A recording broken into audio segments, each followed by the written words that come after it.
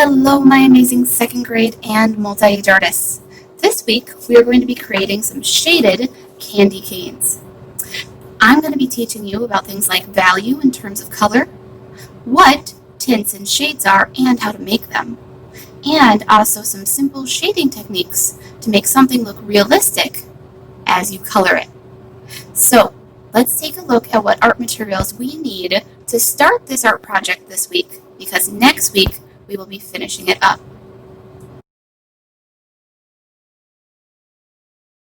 So my friends, I have both crayons and colored pencils here today because you can use either for this project. You can't use markers. Markers will not work, okay? So if you have crayons, those are a great option. That's what I'm going to be using today. But if you don't have crayons, you will have to find and use some colored pencils, please, because those are the only other thing you have at home that will work for our project, okay? So I'm going to set these off to the side because, like I said, I'm going to use crayons today. Now I'm going to open up my art folder because there's a piece of paper that we need out of it, my friends. And that piece of paper looks like this. I gave you a candy cane printout in your art folder. Again, this is the only piece we need this week because next week we will be decorating our background, and I'll show you a few different ways you can do that, and cutting and gluing our candy cane out. This week we are going to be focusing on how to color it using different values, tints, and shades. So what is value in terms of color? Value is how light or dark a color can be. For example, if I pick up a blue crayon and I color lightly on my paper, that is a light blue. But if I push harder, that is a darker blue, my friends. And that is one way that I can create light and dark blue. But is that the only way? No, my friends. For example, when we use paint, we might mix in these two colors, white and black, to make a color lighter or to make a color darker. Now, when you make a color lighter using white, that is called a tint, my friends. So I could take a color and I could add some white to it and it will get lighter. Again, this is easier shown if I was using paints, but that is called a tint. But again, if I want to make a color darker, I could either push harder or I could also add black to it. Now, if you add too much black right away, my friends, you'll just get black itself. Because black is a very strong color, oftentimes you have to go back and mix in your first color a little bit more to make it a true shade. If you would like to try this on your piece of paper, somewhere off of your candy cane, please do, because this is what I'm going to be asking you about in SeeSaw, is what are tints and what are shades, and what do you add to make a tint or shade. Again, you add white to make it light, you add black to make it darker, okay? Today, though, we're going to be using more of that method of coloring lightly and coloring harder, and then we'll finish up today by adding black to make things shaded and white to make things tinted, okay? So, time to pick some colors for our candy cane. You have to use two different colors at least, my friends. For example, on mine, I used green and I used red. Some nice holiday-inspired colors. But what if I wanted to use more colors? For example, could I do a whole rainbow on my candy cane? Yes, but I will warn you, friends, if you decide to use yellow as one of your colors, is yellow an easy color to color light and dark? Let's find out. Well, if I color light, it practically looks white on my paper. Dark is pretty easy, but light not so much. And when you add black to it as well, my friends, yellow can kind of turn to a weird kind of greenish color. So I would highly recommend not using our friend yellow for this project today. Any other colors are fine, my friends. So I think I'm going to go ahead and I'll add blue to mine as well. I'm going to do 3 different colors to show you, friends, today, okay? Now, before I start adding color, we're going to draw a line down the middle of our candy cane. I want you, friends, to draw this line very, very lightly. Watch how my line is going to go.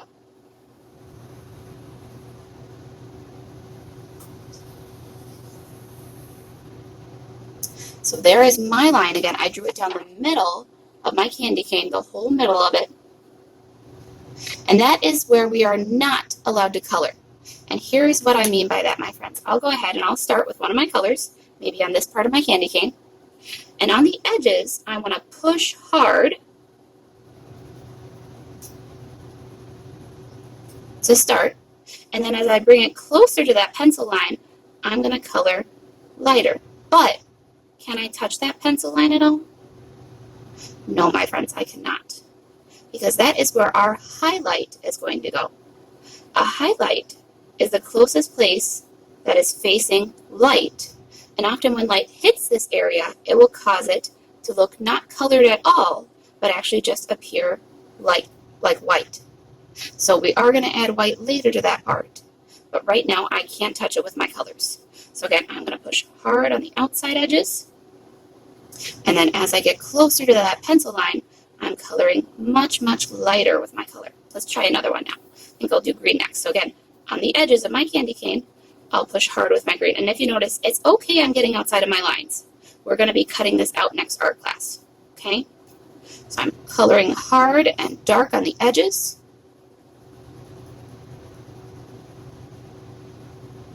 And as I get closer now into my pencil line, I'm coloring much lighter. Also look at the direction that I'm coloring, my friends. I'm not coloring like this. Because we want to create the form of a candy cane and how round it is, we want to color with the roundness of it to create the illusion of form and value. Then I'll keep going, doing another color. Again, I want to push hard on the outside edge.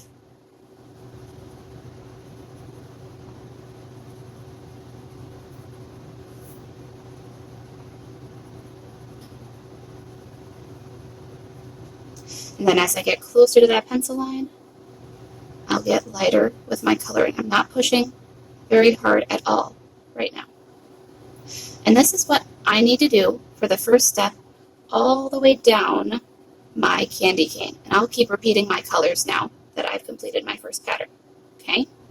This is one of these projects today, my friends, that if you try to rush through your coloring and not follow these directions that I'm giving you, it's not going to look realistic and you're not going to do your shading right. And that's what I'm going to be grading you on, okay?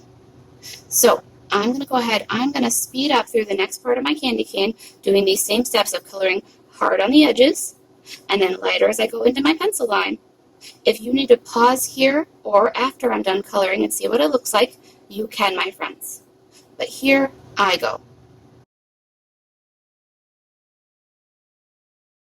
Here's my candy cane now that I've colored with my 3 colors that I picked. And again, I pushed hard when I was coloring along the outside edges of my candy cane.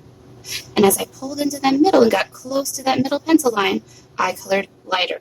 Again, that's one way that you can create different values such as tints and shades with your colors by pressing hard or by pressing lightly.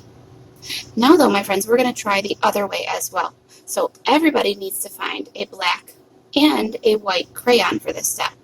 I'm going to put my colors away, and before I can do this step, I'll use my pencil and my eraser to erase out that pencil line because we do not need that pencil line there anymore. It's important that you erase it out first, my friends, before you add your white on top, okay?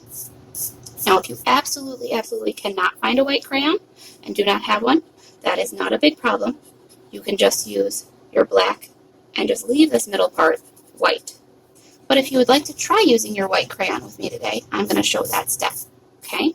So I've erased out my pencil line the best that I can. Again, you friends should have drawn it really lightly. I had to draw it a little bit darker so you friends could see it, okay? Now, I'm going to start with my black crayon first. And again, black makes things dark like a shade. So I'm going to go only along the edges, and this time I'm not going to push hard at all. I'm going to actually push lightly. Why? Because again, black is a very strong color. If I put too much right away, I'll have to try and use my other colors again over top of it. So I'm pushing very lightly just to get a little bit of kind of blackish gray to show up along the outside edge. And I'm going to go all the way along the outside edge, and then I'm going to come on the inside edge of my candy cane as well with my black. As for my white, That's going to go in the middle, my friends. And I'm going to pull some of that color from my red, green, and blue that I used into that middle. And I'm creating pink right now there. In my green, I'll create kind of like a very light mint green. And my blue will create a very light kind of baby blue. So I'm using my white down the middle and mixing those two light parts of my color to kind of bridge that gap in the middle. I'm going to finish up now with my black going around the edge and my white going down the middle, and I'll show you, friends, a close-up of what it looks like when I have added white to make my tint and black to make my shade then. Here I go. Here's my candy cane now, all completely finished with my coloring. Again, the last two things I did, I went with my black crayon and I pushed very, very lightly now this time on the edge. And then I used my white crayon, if you have one, and I actually pushed pretty hard going down the middle of my different colors. And the effect that is created now, my friends, is it looks like a three-dimensional candy cane. I'm going to pull it close so you can see. Close up, yours might not look exactly realistic. So don't look close up. Pull your picture far, far away and even hold it maybe as far as you can, arm's length away, and look at it. And then you'll see how realistic your coloring can look if you followed these steps on how to do some shading. Okay? So again, this is all that we're going to do this week because that's plenty. Next week, we're going to finish it up by decorating our background and cutting this out. This week in SeeSaw, though, remember, there's that question. It's going to ask you, what do you add to make a tint? And what do you add to make a shade? So please go to SeeSaw and either answer by coloring those two colors, circling those two colors, or doing a voice recording telling me that tints are made using this color and shades are made using this color, please. All right, my artists, I'm going to say goodbye for today. And as always, have fun creating, my friends.